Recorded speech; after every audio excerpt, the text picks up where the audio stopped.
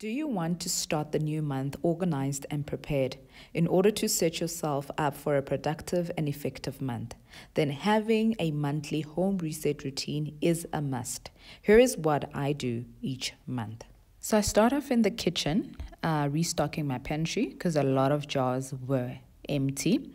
So I have a cupboard in my kitchen which I put everything that I buy in there. So when I come from the shops and I've bought some groceries, they will go into this pantry, or rather a cupboard that I organize with baskets, and everything is categorized accordingly. So I've got a tea and coffee basket. I've got a breakfast basket where I put my jams and my oats and everything. Then I've got a baking basket, and I organize them accordingly.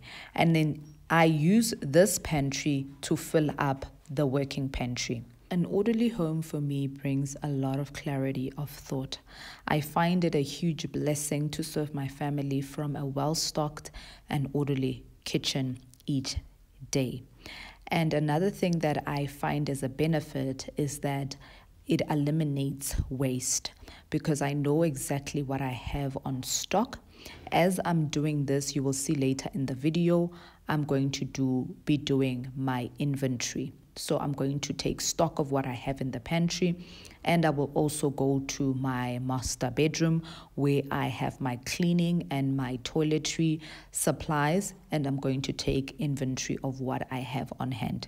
This I do prior to me going grocery shopping, so that I know when I'm in the stores, I know exactly what I have in the house and I know what we are running low on. Then I can focus the grocery budget in filling in the areas that need attention. So I will go and buy things that I know I'm running low on. If I don't do this, then I don't know what we have on hand, and I don't know what I need to go and buy. And also, it helps me to be on the lookout for specials that are running, and because I usually like to buy things when they go on sale. So if I know that this is what I have on hand, and usually this is what I need in the home, then I am not going to be able to be positioned to look for specials and good deals so that I can become that prudent homemaker. Having an organized pantry is a work in progress, right? It is a project. It's not something that you can just do or have in one go.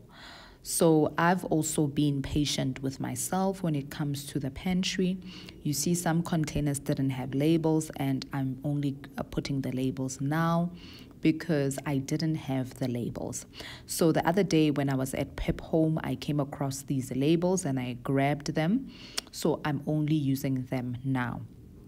Another thing that I'm trying to do when it comes to my pantry is phase out all the plastic containers. I want everything to be glass. I was never trained to become a productive homemaker and a prudent one. I never had the mom who would raise me and show me how to become that homemaker. And I believe most people were never groomed in the role of homemaker. But here's the thing. Instead of looking at what you didn't have, okay, I then challenge myself to say, you know what? That means if I have a weakness in this area, if I have a deficit in this area, then that means God's strength is going to be made perfect in my weakness. So right now, you can see in this video, you're going to see how I organize, how I streamline the processes in my home, and how I do record keeping, and how I've built out this management system for my home. I want to admit to you, this was not my doing. I want to give all glory and honor to God. There was a time when I was overwhelmed with the running of my home. And, I was just overwhelmed and didn't know where to begin. And I remember Holy Spirit said to me, think about a restaurant. And he said to me, I want you to start running your kitchen like a restaurant runs theirs. And I had to do a whole lot of research trying to understand how a restaurant successfully runs the kitchen. And here are the things that I came across that I would love to share with you. So the first thing that I recognized with a restaurant is that the restaurant somehow runs their kitchen on autopilot. Everything is organized, everything is streamlined. There are processes to prepare meals with no hassle or delay. They have a very well-run kitchen where the waste is minimal and the inventory is predictable. And the Holy Spirit shifted my attention onto the menu. And he said, you know what this menu is? It is a recipe database. So that's where you need to start. You need to develop your own menu, right? This is a key component of efficient kitchen management. So create a menu based on what is readily available in terms of the seasonal produce and the ingredients that you have.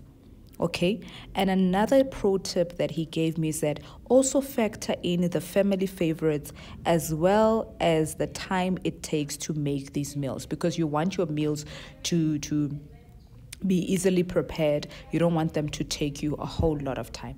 And that's exactly what a restaurant does. A restaurant, they develop their menu based off of what the customers' favorites and what seasonal produce is available to them, and also they factor in the cost. And then the second thing that the Holy Spirit told me to do was to stay on top of inventory, right? To set up an efficient inventory system. Because the restaurant has this recipe database that is called a menu, they obviously then will keep on stock the ingredients they will need to provide these meals.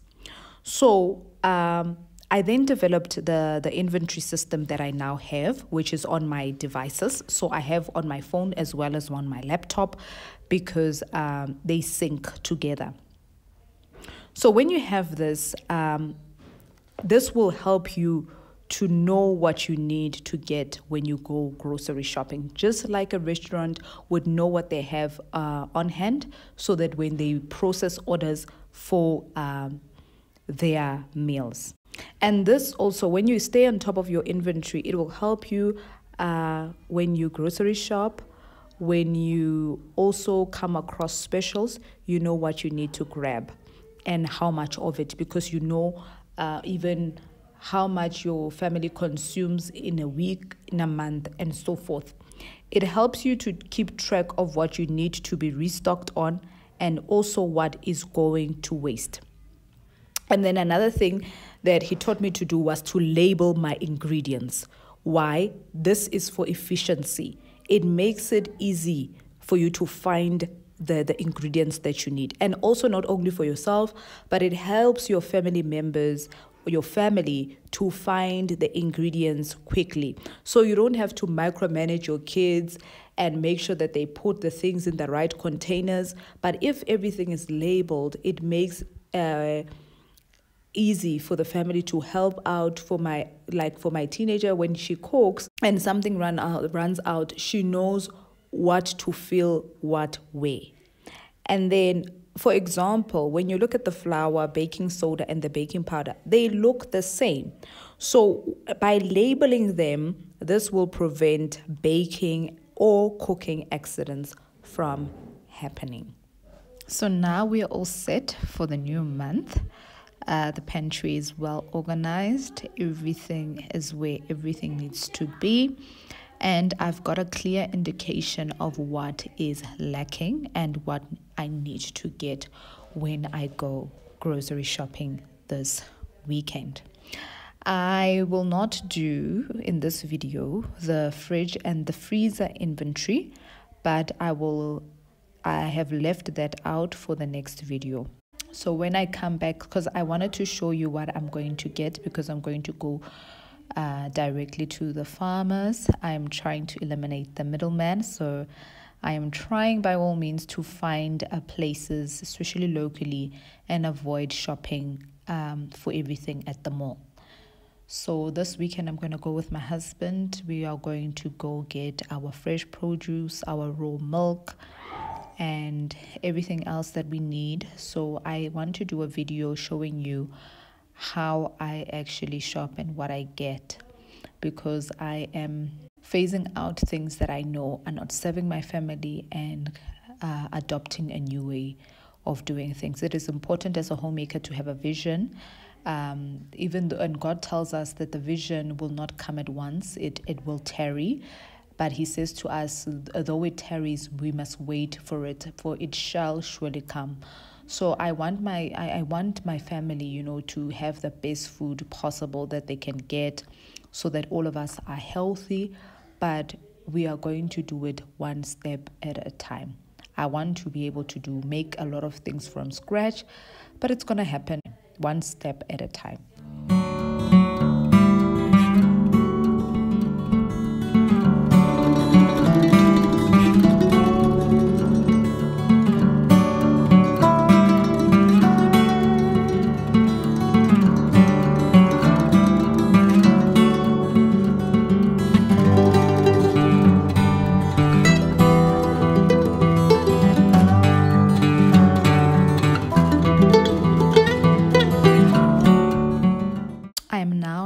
Master bedroom. Like I said, I'm going to have a look at everything else that is not in the kitchen and just take a record of what is left and what do I have on hand, as well as what I need. Most of the things I get when they are on sale, like the tissues, I would get at Clicks when they have the 3 for 2.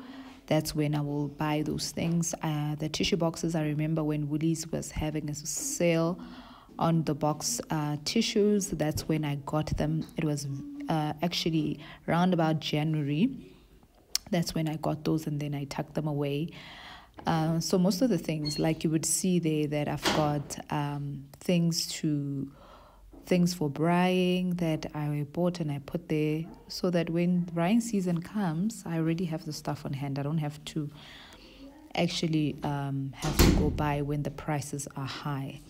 So it helps me to be proactive, so not to react and only go to the stores when I have run out. I don't like not having things when I need them, or like running out of toilet paper and stuff like that. So I would rather have more than enough and things stored up, and knowing fully well that I don't even have to pay full price for the items, because I buy the items way in advance. It's now later in the day. I sit down to do some planning. It is winter for us here in South Africa, so the fireplace at the moment is my best friend. So I can't even sit in my office to do some desk work. I prefer actually sitting here by the fireplace. So my husband was so generous to prepare the place for me so that I can just come and rest at the end of the day and do the necessary planning for the month ahead. This is where I also do my budget. Before I actually go shopping and all the other things, I like to look at the budget and reconcile the previous month and see how much we've spent. And then another thing I like to do is to just then allocate money accordingly. One thing that I've found to be very helpful for me, especially when I go grocery shopping, is I break my grocery budget into 4. So the first part of it is going to be my monthly restock. So that will be for the basic things that I need in my pantry, basic things that I need in my fridge. So my meats, my produce, and and my pantry necessities. So that is the money that I will have at the beginning of the month. Then the rest of it, I'm going to break it down into 3 other weeks. So I will have a weekly allowance where should I need something during the course of each week, then I can go and grab it, because on Saturdays, that is my errand day. For example, when I need raw milk, because I typically don't buy a whole lot of raw milk. I buy what we can use up in the week. And then, so by the end of the week, it's usually finished. So I will go again and get. So I like to have a grocery budget for weekly things like going to get eggs, raw milk, and anything else that maybe I might be running out on. So that's how I find that if I do that for my groceries, then I find that I am successful with my shopping for each month. And lastly, I'm making soap. So I just take a Sunlight bar and a Vanish bar, grate them, and then mix them together. Add 2 kettles of boiling water. Then afterwards, I stir, add in a bucket, then I close it. It is going to be somewhat a bit of a solid wobbly soap.